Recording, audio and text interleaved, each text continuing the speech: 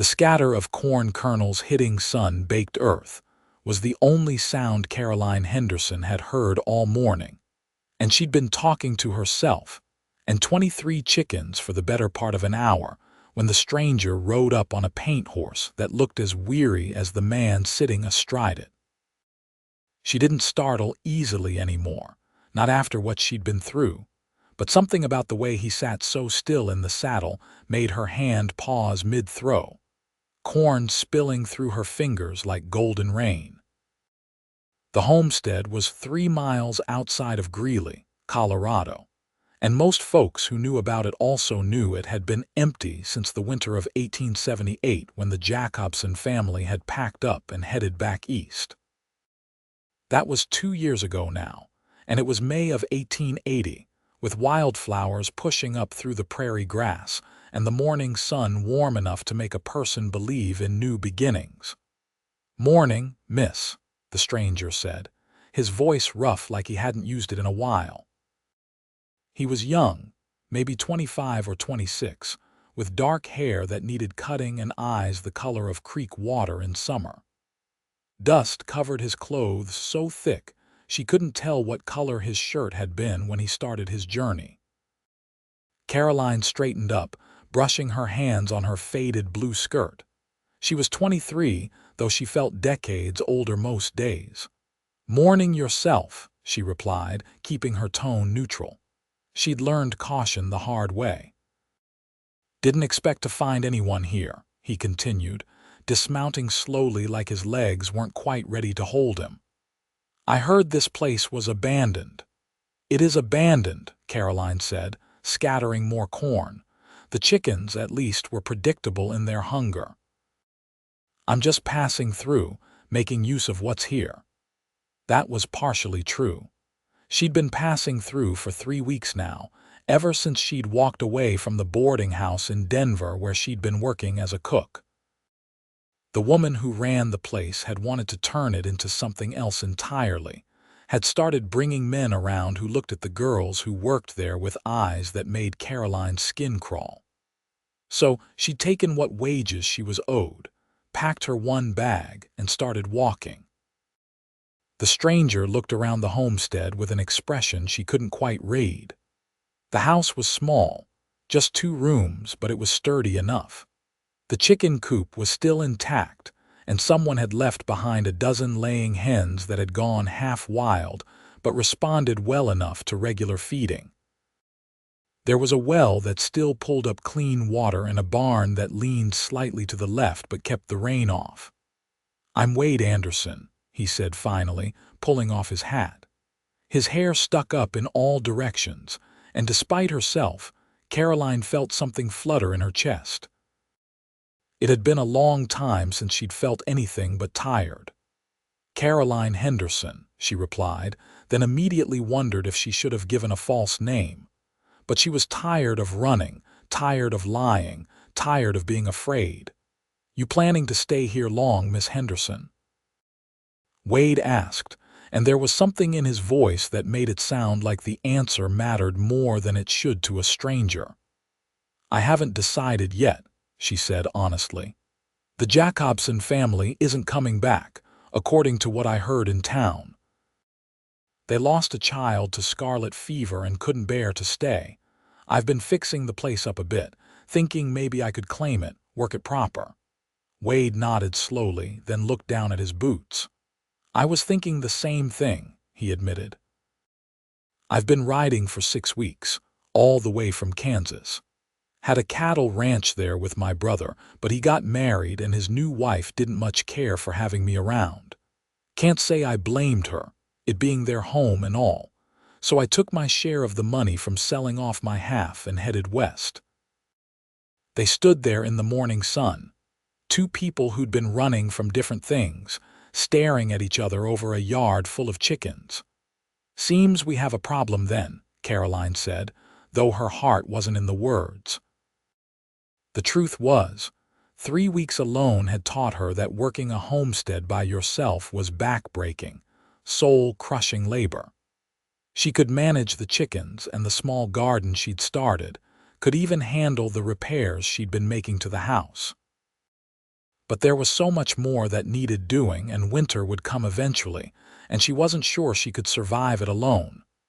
"Maybe we don't," Wade said, and then he took a deep breath like he was about to jump off something high. "Maybe we could both stay." Caroline's hand tightened on the feed bucket. "I don't think you understand what you're suggesting, Mr. Anderson. A man and a woman living together on a homestead, not married. The people in Greeley would have me run out of town inside a week." "Then maybe we should get married," Wade said, and the words came out so simple and plain that for a moment Caroline thought she'd misheard him. "You just met me," she said, her voice barely above a whisper. "I know," Wade replied, finally meeting her eyes directly. "But I've been alone for a long time, Miss Henderson, and I'm tired of it. I'm tired of riding, tired of running, tired of having no place to call home. I look at you standing here, feeding these chickens at this abandoned homestead, and I think maybe you're tired of the same things." He wasn't wrong. Caroline felt the truth of his words settle into her bones. She was exhausted in a way that sleep couldn't fix, lonely in a way that scared her sometimes in the dark hours of the night. "I don't love you," she said bluntly, because she needed him to understand. "I don't even know you." "I don't love you either," Wade agreed, and somehow that honesty was more comforting than any pretty words could have been. "But maybe we could learn. Maybe that's better than the alternative." Caroline looked around the homestead, at the chickens scratching in the dirt, at the house with its new shutters she'd hung just yesterday, at the garden plot where tiny green shoots were starting to push through the soil. She thought about winter coming, about being alone, about the fear that had chased her from Denver. "I need time to think," she said finally. Wade nodded, not pushing. "I'll make camp out by the barn if that's all right with you. Give you some space." "But Miss Henderson, I want you to know something." He paused, turning his hat over in his hands. "I'm not a perfect man. I drink sometimes, though not to excess. I've got a temper, though I've never raised a hand to a woman and never would. I snore, or so my brother's wife told me often enough. But I'm honest, and I work hard, and I keep my word. If you agree to this, I'll spend every day trying to be the kind of husband you deserve." Something in Caroline's throat felt tight. "Why me?" she asked. "You could ride on to Greeley, find a nice girl there, court her proper." Wade smiled, and it transformed his whole face. "Maybe," he said. "But nice girls in town want nice things, nice houses, nice clothes. They want a man who's already established. I'm starting from nothing, same as you. And there's something about the way you talk to those chickens, like they're old friends. Something about the way you've fixed up this place, made it yours even though it isn't yet. Something about you that makes me think maybe we're both looking for the same thing."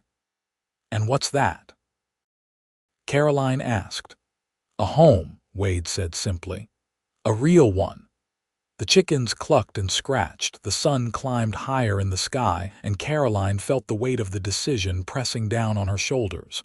It was crazy, absolutely insane, to even consider marrying a stranger. But everything about her life for the past 2 years had been crazy. Maybe it was time to try a different kind of crazy. "There's a preacher in Greeley," she heard herself say. "Reverend Thomas. He came out here once to check on me, make sure I was all right. He seemed like a kind man." Wade's expression didn't change, but she saw hope flicker in his eyes. "There is," he agreed, not pushing, just waiting.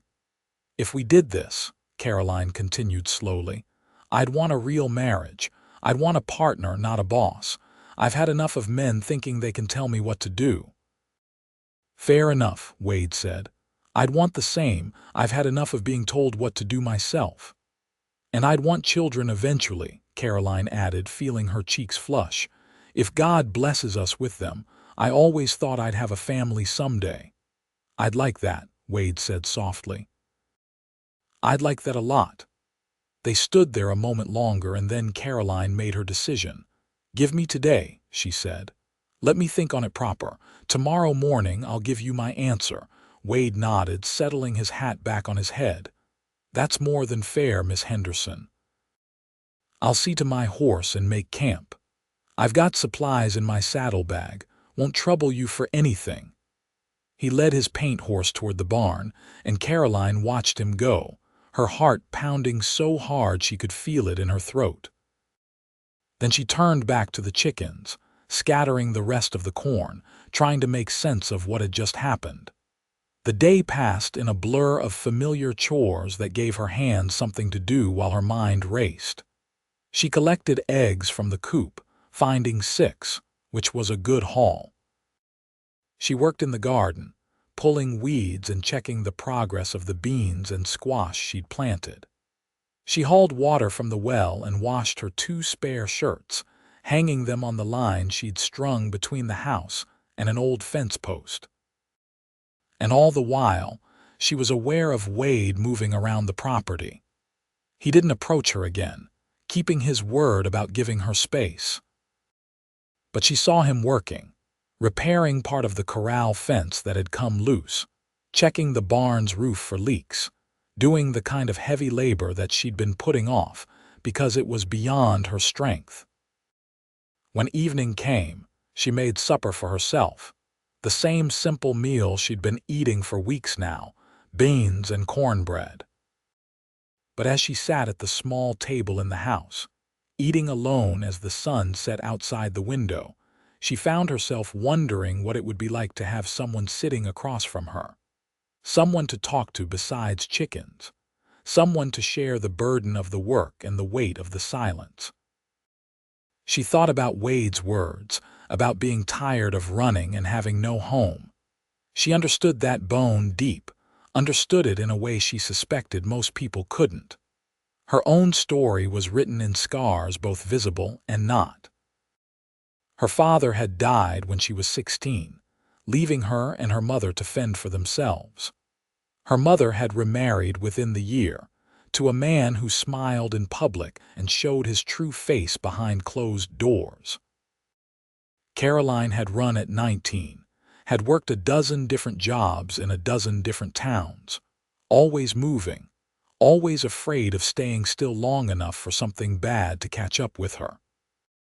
But here, at this abandoned homestead with its chickens and its garden and its leaning barn, she'd felt something she hadn't felt in years. She'd felt like maybe she could stop running, like maybe she could plant roots and have them actually take hold. The question was whether she was brave enough to do it with Wade Anderson, a stranger who claimed to be honest and hardworking and tired of being alone. As the last light faded from the sky, Caroline saw the small fire Wade had built near the barn. She could see his silhouette sitting beside it, and she wondered if he was as uncertain as she was, if he was questioning the impulsive offer he'd made that morning. She slept fitfully that night, dreams mixing with waking thoughts until she couldn't tell them apart. She dreamed of winter storms and empty rooms, of children laughing in a yard full of chickens, of a man with creek water eyes who kept his promises. When dawn broke, painting the sky in shades of pink and gold, Caroline knew what her answer would be. She dressed carefully in her best dress, which wasn't saying much. It was brown cotton, faded from many washings, but it was clean and had no patches. She brushed out her hair, long and brown and wavy, and tied it back with the only ribbon she owned, a scrap of blue that had once been pretty. Wade was already up, standing by the well with his back to the house. He'd washed and shaved, she could tell, and he'd changed into a clean shirt. His horse was saddled, and for a moment Caroline felt a flutter of panic. Was he planning to leave? But then he turned and saw her, and the expression on his face made it clear he wasn't going anywhere without her answer.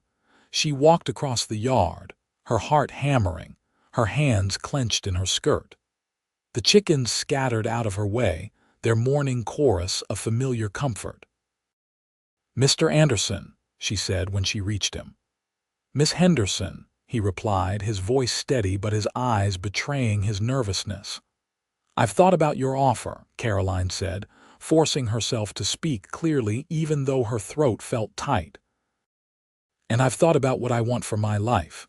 I'm tired of being afraid. I'm tired of being alone. I'm tired of working myself to the bone with nothing to show for it but sore hands and an empty house." She paused, taking a breath. "So yes, I'll marry you. I'll be your wife, and we'll make this homestead ours together, and we'll build something worth having." The smile that broke across Wade's face was like sunrise, and suddenly Caroline could see what he must have looked like as a boy, before life had worn him down. "You mean it?" he asked, stepping closer. "You're sure?" "I'm terrified," Caroline admitted, "but I'm sure." "Are you?" "Terrified and sure," Wade agreed, and then he laughed, the sound surprising them both. "I guess that's as good as we're going to get."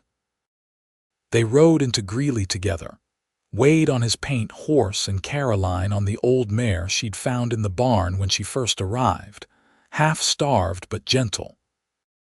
The town was bustling with morning activity, farmers bringing in produce, women shopping for supplies, men conducting business on the wooden sidewalks. Reverend Thomas was in his church, preparing for Sunday services even though it was only Friday. He was an older man, maybe 60, with kind eyes and calloused hands that spoke of a life that hadn't always been spent preaching.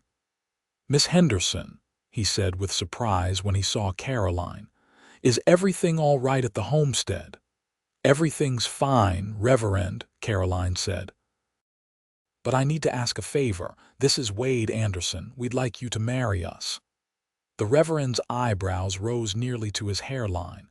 "Marry you, Miss Henderson? I didn't know you were courting." "We're not," Wade said honestly. "We met yesterday. But we both want the same thing, a home and a partner, and we're both tired of being alone. I know it's unusual, but I hope you'll agree to help us." Reverend Thomas looked between them for a long moment. "Unusual is one word for it," he said finally. "Miss Henderson, might I speak with you privately for a moment?" Caroline had expected this. She nodded and followed the Reverend into a small side room, leaving Wade standing in the church sanctuary. "Are you being coerced?" Reverend Thomas asked bluntly once the door was closed. "Is this man threatening you in any way?" "No," Caroline said firmly. "This is my choice. I know it seems strange, but Reverend, I've been alone at that homestead trying to make something of it, and it's too much for one person. Wade seems like a good man. He's honest about what he wants, and he's offering me a partnership, not ownership. I think we can make this work." "Marriage is a sacred covenant," the Reverend said gently. "It's not meant to be a business arrangement." "I know that," Caroline replied. "But Reverend, sometimes love grows after the vows, not before them. My grandmother married my grandfather after knowing him for 2 weeks, and they were happy for 40 years. I'm not asking for your blessing, I'm asking for your help. If you won't marry us, we'll find someone who will." "But I'd prefer it to be you." The Reverend sighed, rubbing his forehead. "You're a stubborn woman, Miss Henderson." "I've had to be," Caroline said. "All right," he finally agreed. "I'll marry you. But I want both of you to understand that this is a commitment before God and man. If you take these vows, I expect you to honor them." "We will," Caroline promised. They were married 20 minutes later, standing in the small church with the morning sun streaming through the windows. There were no flowers, no music, no guests. Just Caroline and Wade, the Reverend, and the words that bound them together. "Do you, Wade Anderson, take this woman to be your lawfully wedded wife, to have and to hold from this day forward for better or for worse, for richer or for poorer, in sickness and in health, until death do you part?" "I do," Wade said, his voice clear and strong. "Do you, Caroline Henderson, take this man to be your lawfully wedded husband, to have and to hold from this day forward, for better or for worse, for richer or for poorer, in sickness and in health, until death do you part." Caroline looked at Wade, at this stranger who was about to become her husband, and felt a strange sense of peace settle over her. "I do," she said. "Then, by the power vested in me by the territory of Colorado, I pronounce you husband and wife," Reverend Thomas said. "Mr. Anderson, you may kiss your bride." Wade looked at Caroline, a question in his eyes, asking permission. She nodded slightly, and he leaned in, pressing his lips to hers in a kiss that was gentle and brief but full of promise. They rode back to the homestead as Mr. and Mrs. Anderson, and the reality of what they'd done didn't hit Caroline until they were standing in the yard, the chickens pecking around their feet, the house waiting. "So," Wade said, breaking the awkward silence, "I suppose I should move my things inside." "I suppose so," Caroline agreed. They worked together in silence, Wade bringing his saddle bags and bedroll into the house. Caroline had been sleeping in the larger of the two rooms, on an old corn husk mattress the Jacobsons had left behind. There was another smaller room that had probably been for children, empty except for some crates and dust. "I can sleep in the smaller room," Wade offered, "if you'd prefer. I know this is all happening fast, and I don't want you to feel pressured." Caroline felt a rush of gratitude for his understanding. "Thank you," she said. "Maybe for now, until we get used to each other." "Of course," Wade agreed. He didn't look offended, just relieved that they were on the same page. They spent the rest of the day working side by side, falling into an easy rhythm that surprised them both. Wade finished repairing the corral fence while Caroline tended the garden. They stopped for a simple lunch of bread and cheese, sitting in the shade of the house, making careful conversation. "Tell me about Kansas," Caroline said. "About your ranch." Wade leaned back against the house, his eyes going distant. "It was good land," he said. "My brother William and I built that place from nothing. We were just kids when we started, 18 and 20. Our parents had died of fever, left us a little bit of money. We bought a small herd, worked as hired hands to learn the trade, built it up over 7 years until we had something worth having."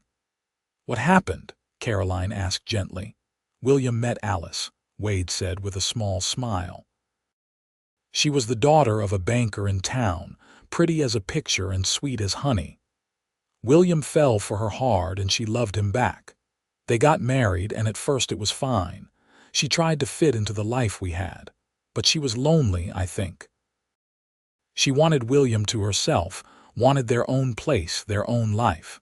Can't say I blamed her." He paused, pulling up a piece of grass and twisting it between his fingers.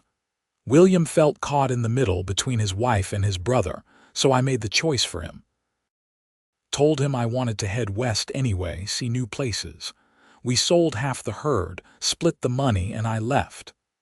"That must have been hard," Caroline said. "It was," Wade admitted. "William was my best friend, not just my brother, but it was the right thing to do. He deserved to be happy, and Alice deserved to have her husband's full attention." He looked at Caroline. "What about you? What brought you to Colorado?" Caroline hesitated, then decided that if they were going to make this marriage work, honesty was important. "I was running," she said simply. "From my stepfather, from memories, from fear. My father died when I was young, and my mother remarried badly. I left home at 19 and have been working my way west ever since, never staying anywhere long enough to feel settled." "What made you stop here?" Wade asked.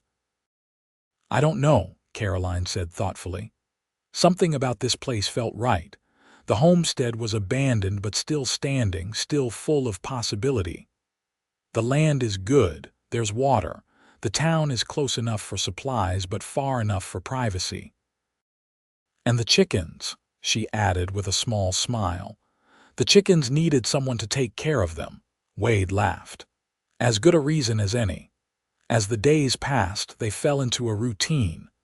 Wade proved to be as hardworking as he'd claimed, up before dawn and working until dark. He repaired the leaning barn, reinforced the chicken coop, plowed a larger garden plot. Caroline cooked and cleaned and tended the animals, worked alongside Wade when needed, learning to trust him little by little. They talked during meals, sharing stories from their pasts, learning each other's rhythms. Caroline discovered that Wade loved to read but rarely had access to books. Wade learned that Caroline had a beautiful singing voice but was shy about using it. She sang sometimes while working in the garden, old hymns and folk songs, and he would stop what he was doing just to listen.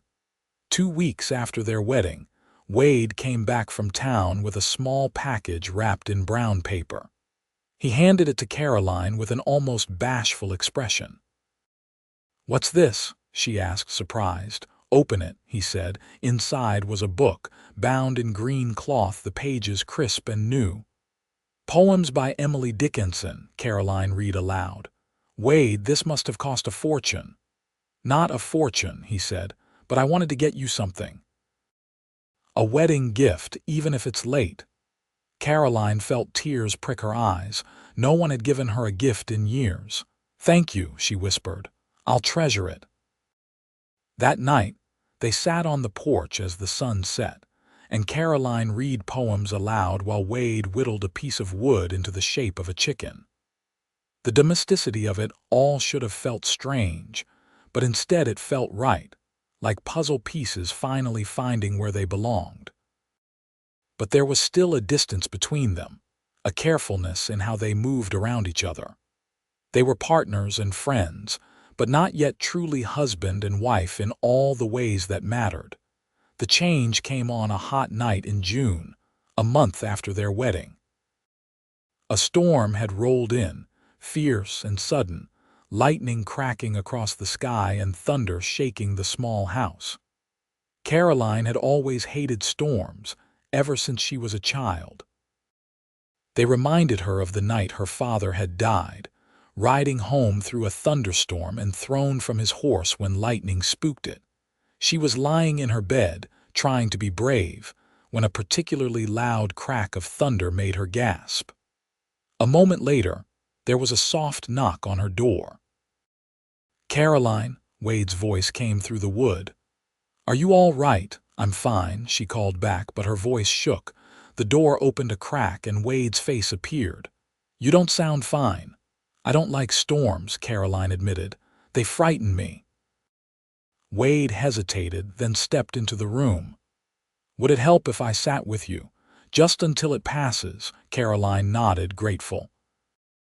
Wade pulled the small wooden chair from the corner and sat beside the bed, close enough that she could see him in the flashes of lightning but maintaining a respectful distance. "My mother used to tell me that thunder was just angels bowling," Wade said conversationally. "Made me less afraid when I was small." "My father used to say it was God rearranging the furniture in heaven," Caroline replied, managing a small smile. They talked through the storm, sharing childhood memories and fears, the darkness and the thunder somehow making it easier to be vulnerable. And when the storm finally passed and the only sound was the soft patter of rain on the roof, Caroline realized she didn't want Wade to leave. "Wade," she said softly, "would you stay? Just to sleep, I mean. I don't want to be alone tonight." He looked at her for a long moment, and she could see him weighing the request, making sure he understood what she was and wasn't asking for. "I'd like that," he said finally. He lay down on top of the quilt, fully clothed, careful to keep space between them. But Caroline shifted closer, resting her head on his shoulder, and felt his arm come around her, holding her safe. "Thank you," she whispered. "For what?" Wade asked. "For being patient, for being kind, for being you." She felt him press a kiss to the top of her head. "Thank you for taking a chance on a lonely cowboy."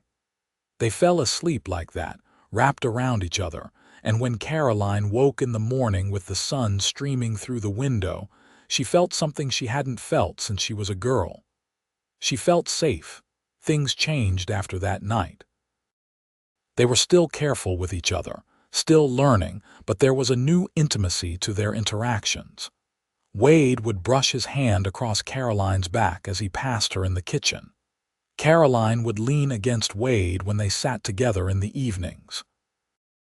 They still slept separately most nights, but sometimes one would join the other, and they would fall asleep talking in the darkness. Summer deepened, and the homestead flourished under their combined care. The garden produced more vegetables than they could eat, and Caroline learned to preserve them for winter. The chickens multiplied, baby chicks following the hens around the yard. Wade bought 3 cows from a neighboring farmer, and suddenly they had milk and butter and the promise of calves in the spring. They filed a claim on the homestead in July, making it officially theirs. The process required a trip to the land office in Greeley, testimony that they were living on the land and improving it, and a small filing fee. Walking out of that office with the papers that proved the homestead belonged to Wade and Caroline Henderson felt like a victory. "We did it," Caroline said, looking at the papers with wonder. "We actually own land." "We did," Wade agreed, and then he did something he'd never done in public before. He pulled Caroline into his arms and kissed her, right there on the street in Greeley, in front of God and everyone.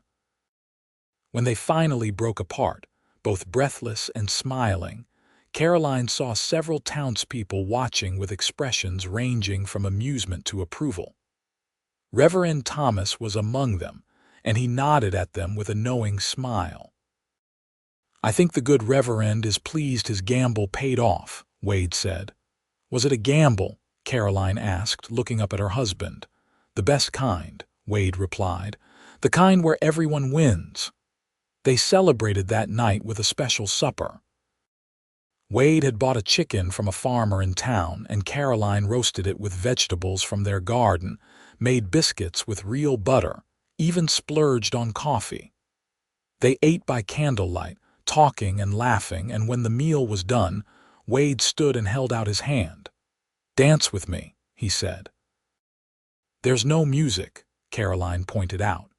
"Then we'll make our own," Wade replied. So they swayed together in the small kitchen of their homestead, humming old melodies, and Caroline felt her heart swell with something she was almost afraid to name. But it felt like love, growing slow and steady like the vegetables in her garden, like the new life they were building together. "Wade," she said softly, not stopping their gentle movement, "I think I'm falling in love with you." He pulled back enough to see her face, his eyes searching hers. "You think?" he asked with a small smile. "No," Caroline corrected. "I know I love you. Thank God," Wade said and kissed her. "Because I've been in love with you since you agreed to marry me, and it's been killing me not to say it." They made love that night for the first time, slow and gentle and full of discovery. And afterward, lying tangled together in the bed they would now share, Caroline felt like she'd finally come home. The seasons turned, summer fading into fall. They worked together to prepare for winter, cutting firewood and stocking the cellar and making repairs to the house.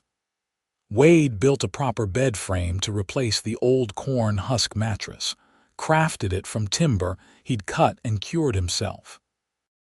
Caroline sewed quilts and curtains, made their house into a home. They went to church in Greeley most Sundays, and Caroline got to know the other women in town.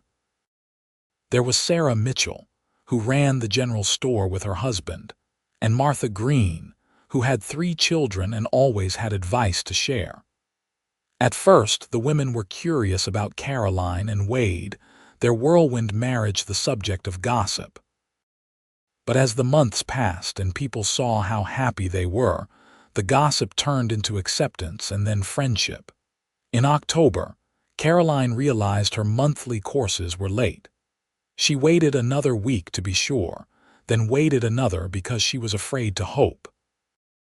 But when November came and there was still no sign, she knew. she told Wade one evening after supper. He was reading by lamplight, one of the few books they owned, and she was sewing a new shirt for him. Her hands were shaking as she set down her needle. "Wade," she said, "I have something to tell you." He looked up, immediately alert to the tremor in her voice. "What is it? Are you all right?" "I'm fine," Caroline said quickly. "Better than fine, I'm pregnant." For a moment, Wade just stared at her. Then he was across the room, pulling her into his arms, laughing and crying at the same time. "Are you sure?" he asked. "As sure as I can be without seeing a doctor," Caroline replied. "But yes, I'm sure."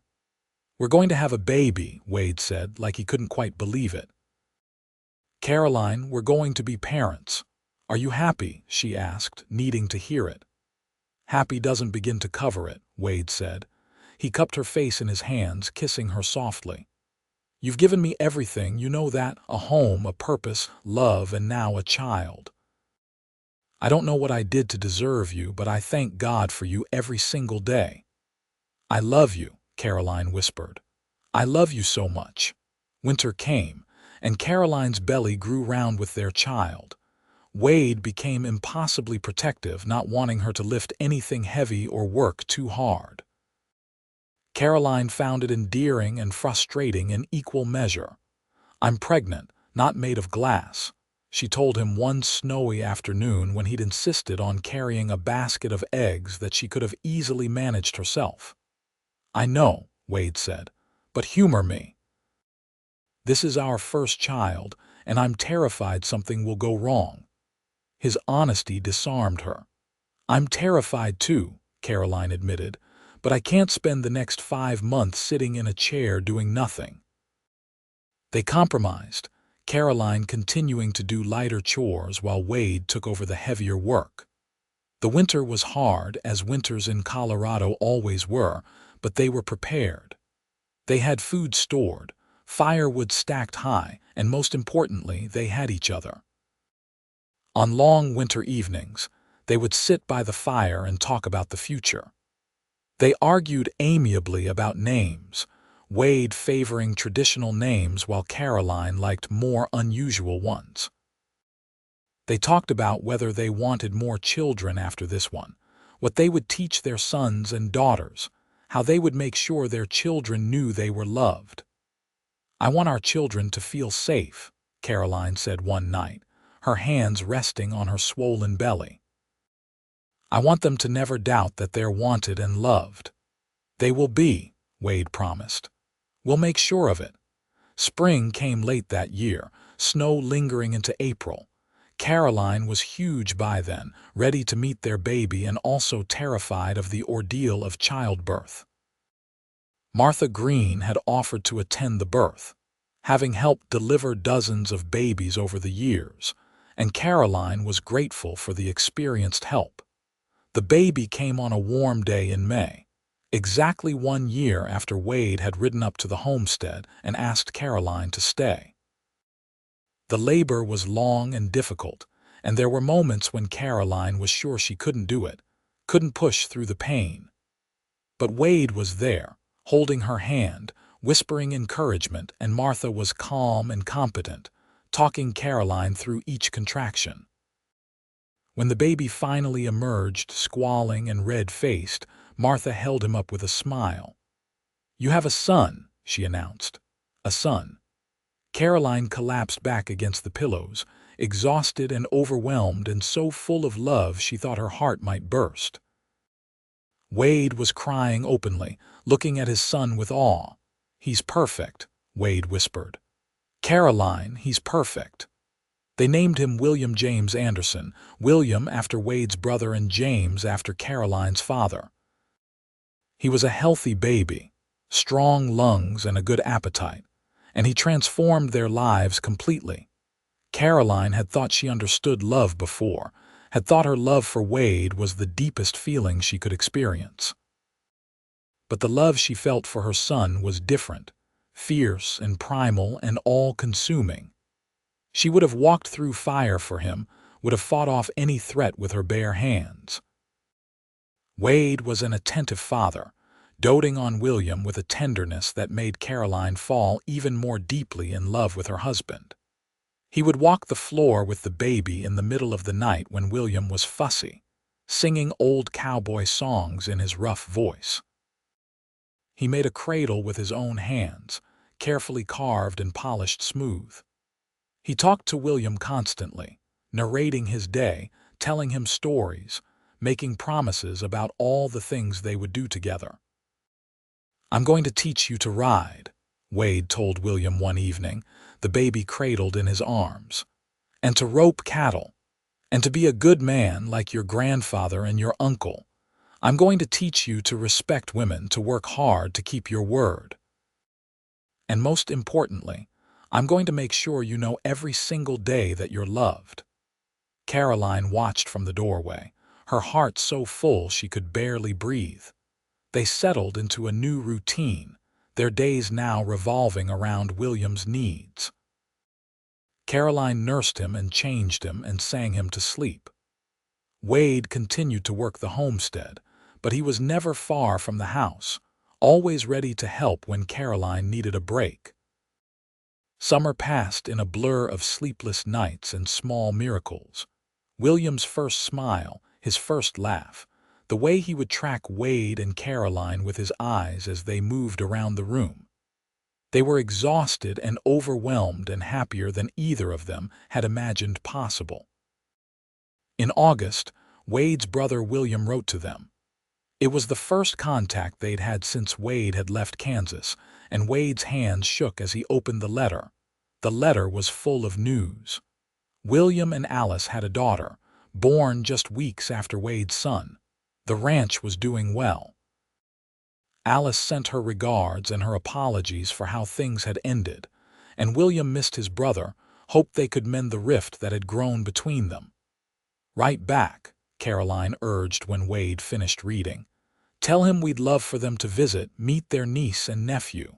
Are you sure?" Wade asked. "It would be a long trip for them." "I'm sure," Caroline said. "Family is important. I don't want our son to grow up not knowing his uncle and aunt." So Wade wrote back, a long letter full of updates and reconciliation. He told William about Caroline, about the homestead, about his son. He extended an invitation to visit whenever they could manage it. William's response came 2 months later. They couldn't make the trip this year, but they would try for next spring. In the meantime, Alice had enclosed a dress she'd sewn for William James, and William had sent a silver dollar for the baby's future. Caroline carefully folded the tiny dress and put it in the chest where she kept William's clothes. The silver dollar went into a tin on the high shelf, the start of savings for their son's future. The seasons continued their march, fall bringing harvest time again. They had more produce than ever, more than they could use or preserve. So Caroline started selling eggs and vegetables at the general store in Greeley, trading them for supplies they needed. It wasn't much money, but it was something, a contribution to their growing savings.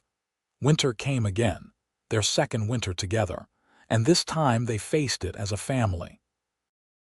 William was crawling now, getting into everything, making them laugh with his antics.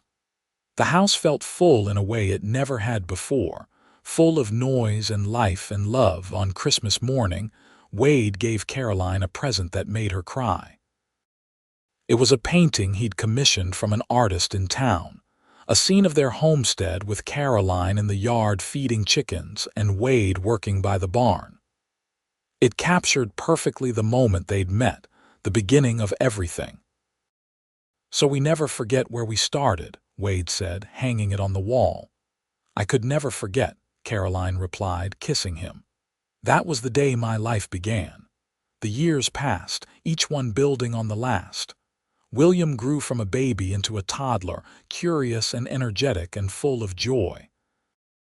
Wade and Caroline added to their homestead, building a proper barn to replace the leaning one, expanding the house to add 2 more bedrooms, buying more cattle and chickens and even a few pigs.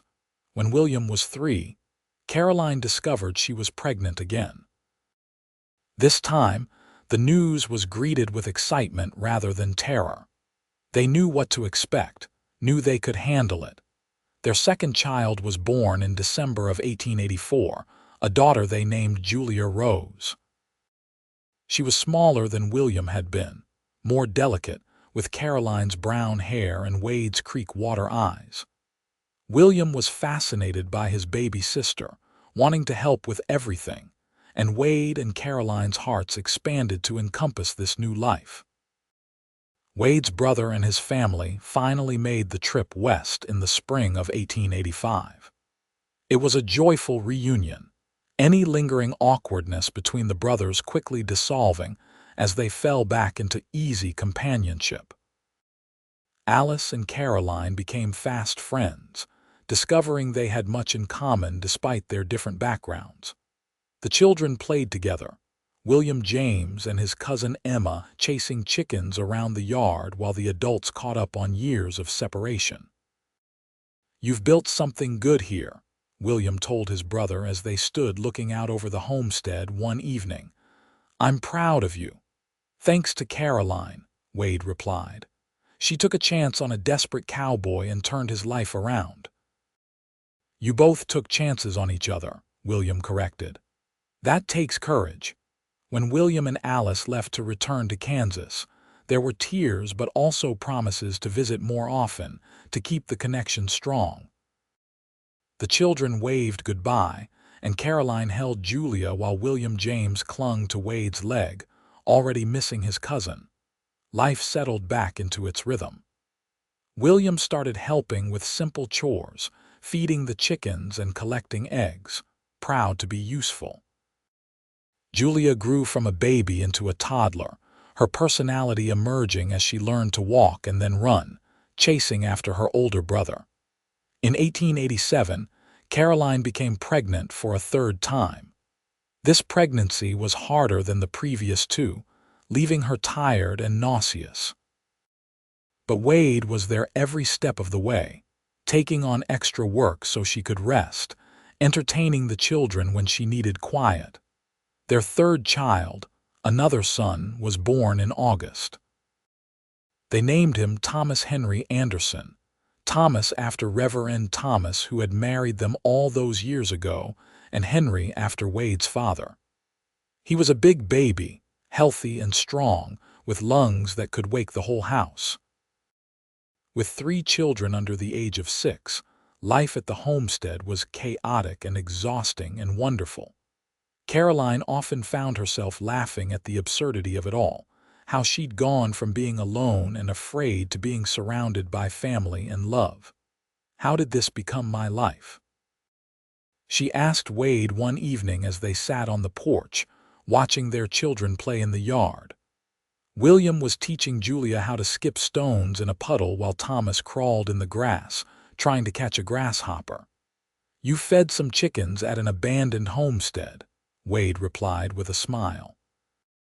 "And a lonely cowboy asked you to stay." "Best decision I ever made," Caroline said, leaning into her husband. "Second best," Wade corrected. "The best decision was agreeing to marry me," Caroline laughed. "You're right. That was the best decision." They sat in comfortable silence, the evening sun painting the sky in brilliant colors. The homestead had grown and changed over the years, but the essence of it remained the same.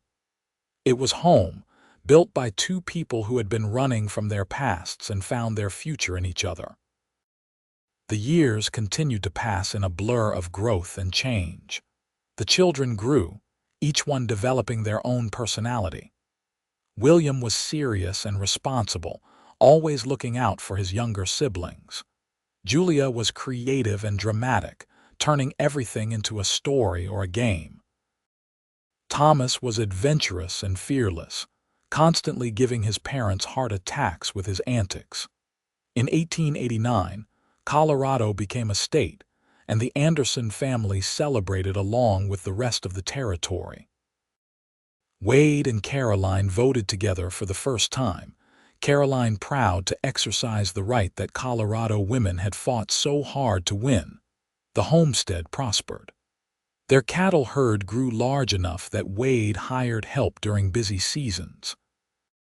Their garden expanded to include fruit trees, and Caroline became known in Greeley for her preserves and pies. The children attended the new school that had been built in town, riding there together on a gentle horse Wade had bought specifically for that purpose. Life wasn't always easy. There were hard years when the crops failed, when cattle got sick, when money was tight. There were losses. Reverend Thomas passing away in 1891, Martha Green following him in 1893. There were arguments and frustrations and days when Caroline and Wade both wondered if they would make it through. But they always did, because they had built their marriage on honesty and partnership and love that had grown deeper with every passing year. They knew how to talk through problems, how to forgive each other's failings, how to remember why they'd chosen each other in the first place. In 1895, 15 years after that first meeting in the chicken yard, Caroline and Wade stood in that same yard, watching their children. William was 15 now, tall and strong, helping his father with the heavy work around the homestead. Julia was 12, beautiful and bright, already catching the eyes of boys in town much to Wade's dismay. Thomas was 8, still wild but starting to channel that energy into useful pursuits. "You ever regret it?" Caroline asked Wade, the question coming out of nowhere. "Marrying a stranger. Taking such a crazy risk." Wade turned to look at his wife, the woman who had been a stranger but was now as familiar to him as his own heartbeat. She had lines around her eyes now, silver threads in her brown hair, but she was still the most beautiful thing he'd ever seen. "Never," he said firmly. "Not for a single second.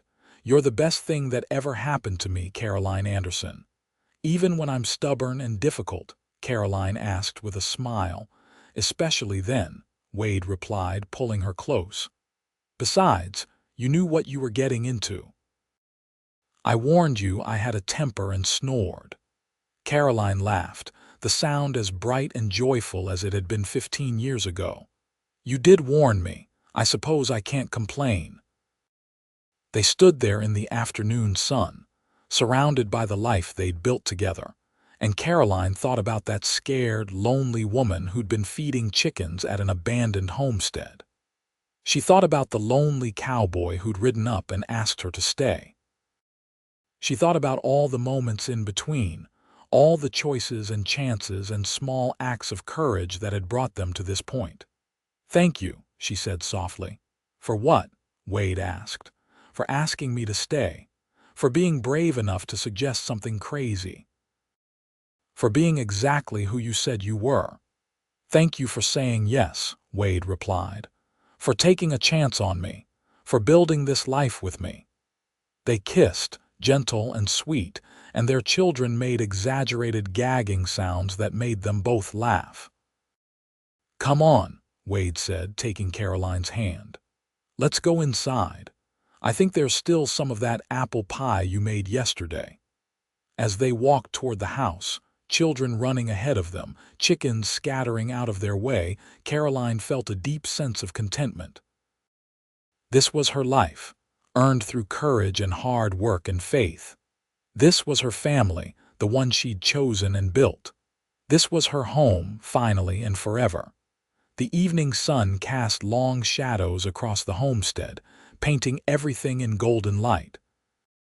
Inside the house, there was laughter and warmth and love. There was a table to gather around, a family to feed, a life worth living. And it had all started with a woman feeding chickens at an abandoned homestead and a lonely cowboy who had asked her to stay. The years that followed were full of the kind of moments that make up a good life. William grew into a fine young man, serious and hardworking like his father, with his mother's kind heart. When he turned 18 in 1899, he surprised everyone by announcing that he wanted to become a veterinarian. Wade and Caroline saved every penny they could to send him to the veterinary college in Fort Collins, and they burst with pride when he graduated 3 years later. Julia developed a talent for teaching, patience and creativity combining to make her beloved by every child she worked with. She started by helping at the Greeley School and eventually became a full teacher.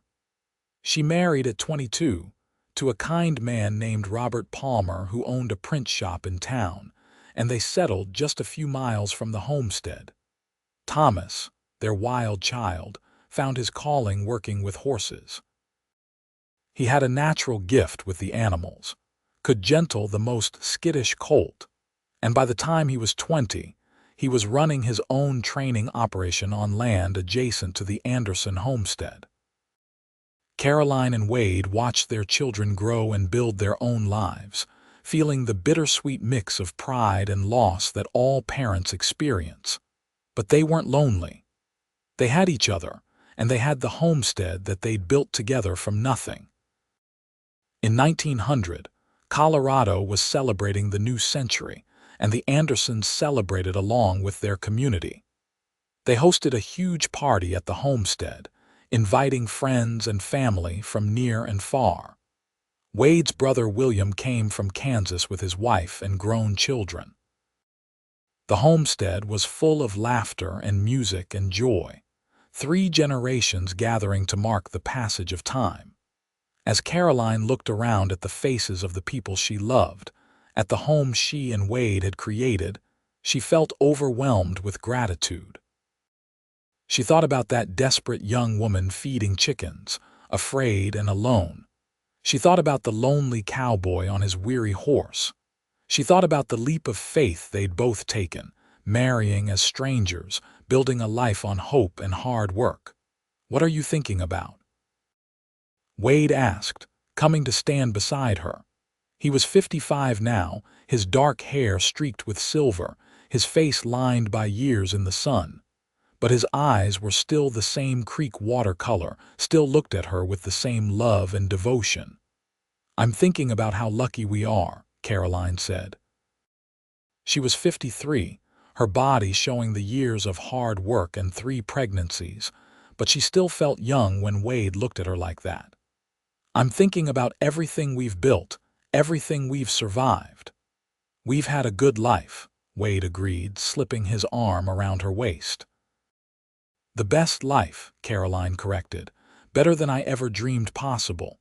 They stood there watching their family, and Caroline felt Wade press a kiss to her temple. "I love you," he whispered, "just as much today as the first time I said it, more even." "I love you too," Caroline replied. "Thank you for riding up to that abandoned homestead. Thank you for asking me to stay." "Best question I ever asked," Wade said.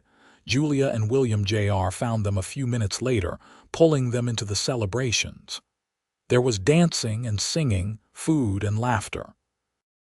The children ran wild in the yard where Caroline had once fed chickens alone, and the house rang with voices and life. As the sun set on that new century evening, Caroline and Wade danced together one more time, swaying to music played on a fiddle and guitar.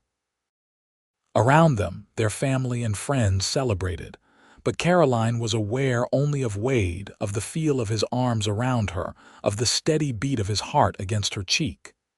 "Here's to the next century," Wade said softly. "Here's to us," Caroline replied. "To everything we've been and everything we'll be." They danced until the stars came out, until the music finally stopped and the guests began to head home. They stood on their porch, waving goodbye, Wade's arm around Caroline's shoulders. When everyone was gone and the homestead was quiet again, they sat together on the porch swing Wade had built years ago, looking out at the land they'd claimed and tamed and loved. "You remember that first night?" Caroline asked. "The thunderstorm." "I remember every moment," Wade said. "That was the night I knew for certain that marrying you was the best decision I'd ever made."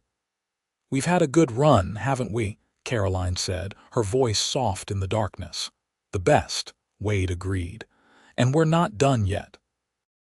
I've got plans to live to be 100, and I expect you to be right there beside me." Caroline laughed. "I'll do my best." They sat in comfortable silence, the kind that only comes from decades of companionship. The chickens were roosting, the cattle were settled, the homestead was peaceful. Inside the house, their home, were memories and mementos from a life well lived.